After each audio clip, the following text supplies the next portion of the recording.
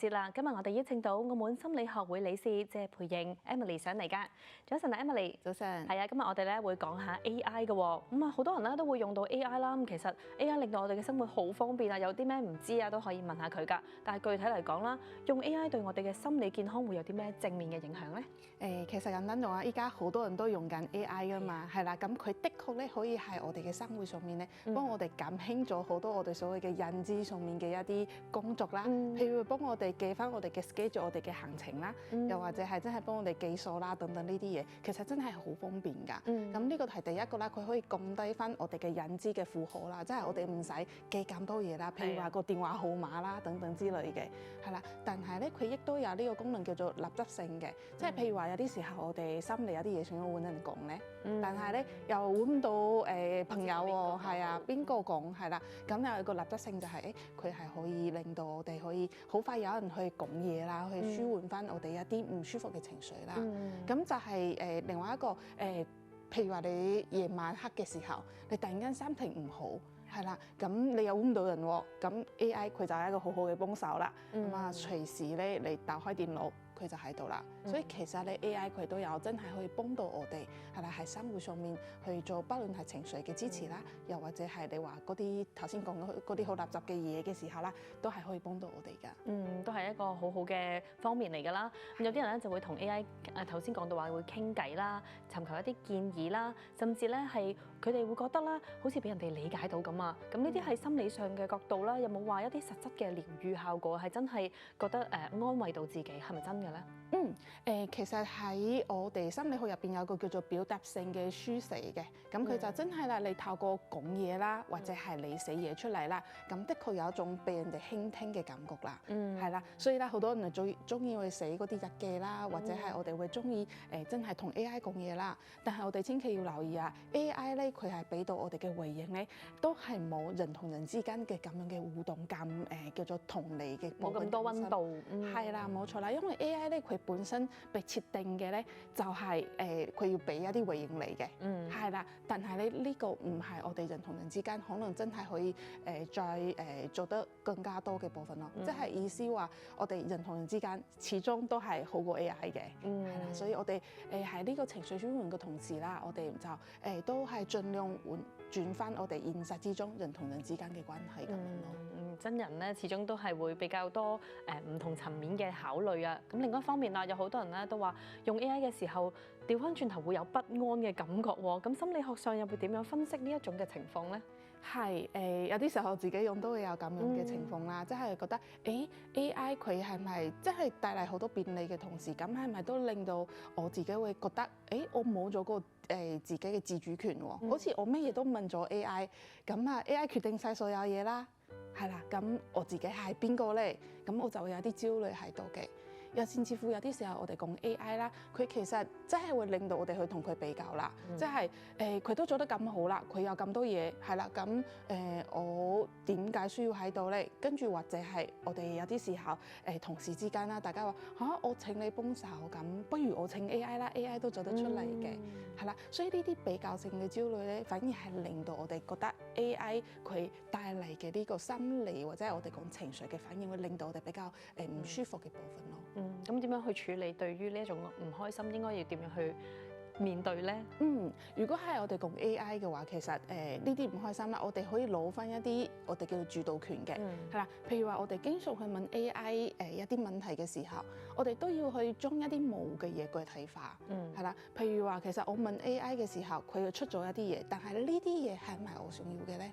係啦，我嘅諗法同埋我真實嘅經驗係點樣嘅，我要去睇清楚 AI 出嚟嘅嘢點樣去結合翻我自己。如果唔係嘅話咧，我哋嘅情緒就係不停俾 AI 帶住跑。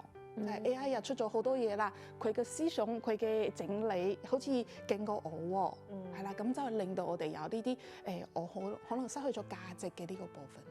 唔一定要全數接收，自己都有個自主權去主導翻究竟 AI 出嘅嘢你邊啲要邊啲唔要。冇錯係啊。其實啦，啱啱都講到啦，有好多行業工種啦，都已經開始用 AI 去到做啊。咁會唔會有啲人咧就會開始擔心啦，份工會冇啊，遲早會俾 AI 取代咗啦？咁對人哋嘅心理狀態又有啲咩影響咧？其實其實反而咁樣講啦，我哋點解會擔心份工被 AI 去取代咧？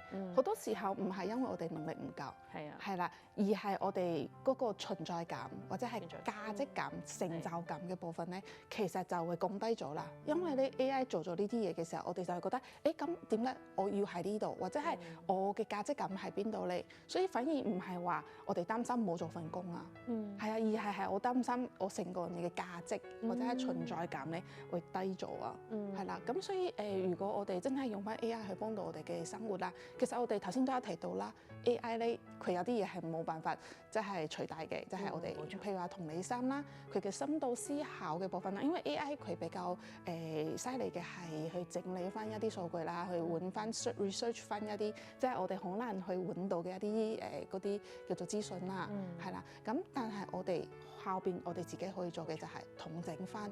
係啦，跟住加翻我哋嘅經驗同埋感受啦，同埋我哋嘅同理心，同埋人同人之間嘅連結。嗱 AI 只可以話咧係以量取勝啊，咁但係我哋人類咧就可以以質取勝，咁樣就保持翻自己嘅優越感啦，咁樣就唔會俾 AI 咁即係有啲不安感啦。咁另外啦，用 AI 用得耐啦，有時候咧會連自己嘅真實感受啦都開始唔知自己諗乜喎，乜都想問 AI 嘅意見喎，會唔會有啲咁嘅情況咧？會啊，好多時候咧，以前啊，我哋可能打開電腦咧，我哋第一個可能係開嗰個搜尋軟體啦，依家唔係啦，依家直接係開嗰個 AI 嘅軟體啦。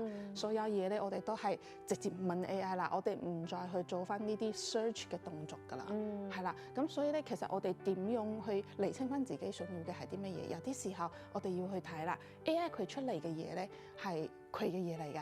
係啦，咁我自己究竟想要啲乜嘢？我想要嘅呢個，譬如話我search 翻一啲嘢，呢個係唔係我想要嘅方向？因為你男嘅同 AI 男嘅可能係唔同噶嘛，所以我哋可能探考少少，我哋俾自己2-3分鐘先諗定咗，究竟我想要做呢個 research 係點樣嘅？我想要係邊個方向？將 AI 嘅答案咧作為一個參考，以自己嘅心聲作為一個傾聽，係啦，會重心咁樣咯。冇錯，自己都要去分析翻啦，因為有時 AI 出嘅嘢咧太多啦，咁你自己咧都要去正確咁樣引導 AI 啦，去點樣梳理翻自己想要嘅嘢。咁另外啦，喺日常嘅生活上邊啊，有時候咧自己都會太過依賴 AI 啦，搞到咧好似話諗嘢都遲鈍咗喎，咁樣嘅情況又點樣解決好咧？有啲時候我哋做翻呢個 search 嘅時候，我哋可以先諗定先嘅。譬如話，其實我想要嘅係啲乜嘢？好似頭先咁樣講嘅，唔係我哋變遲鈍啊，而係我哋因為少用咗我哋嘅前額葉，即係我哋嘅認知功能、思考，冇錯。所以我哋俾自己一啲時間翻嚟先。我想要做嘅可能係咁樣 ABCD，係啦，跟住去理順翻我自己，確定翻呢個係我想做噶啦，跟住再去問翻 AI，兩個結合埋一齊。係啦，我哋唔好將所有嘅嘢咧抌低俾 AI，係啦。如果係咁，就好似頭先講嘅，好似就失去咗自我㗎啦。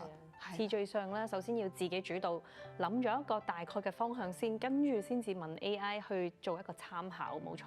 咁另外啦，有啲民眾咧就覺得用 AI 好焦慮啊，咁佢哋喺心理學嘅角度上要有啲咩建議俾佢哋咧？即係頭先講到啦，要自己有個主導權啦，仲有冇其他具體啲嘅方法咧？咁啊，第一個話我哋要保持翻呢個清晰嘅界線啊，我哋需要有個意識啦，即係我要用 AI 用到啲咩程度？係啦，因為譬如話有啲即係一剔過啦，即係所有嘢都係AI 又幫你出譬如話廣告啦，跟住又出埋 PPT 啦，所有嘢都幫你出晒㗎啦。咁其實呢個中間，以前我哋學習嘅時候，可能就會覺得我自己慢慢去 mark 翻個筆記，我自己可以入到大腦㗎嘛。但係依家呢一段時間就變咗。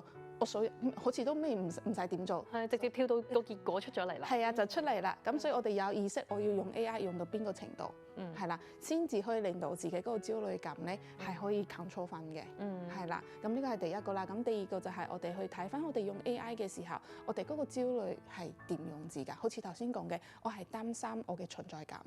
成就感或者係歸屬感等等嘅，咁我哋睇翻其實我哋用 AI 嘅時候，我希望我帶到俾自己嘅係啲乜嘢？係我自己本身呢個人上面再加分啦，定係真係全部俾晒佢咁樣？係啦，咁所以咧呢啲係我哋可以去慢慢去調適同埋去做到嘅部分。咁個專訪時間都差唔多啦，最後用一句説話總結啦，我哋點樣可以同 AI 好好相處？因為咧未來大趨勢啦，都係必須要用到 AI 㗎。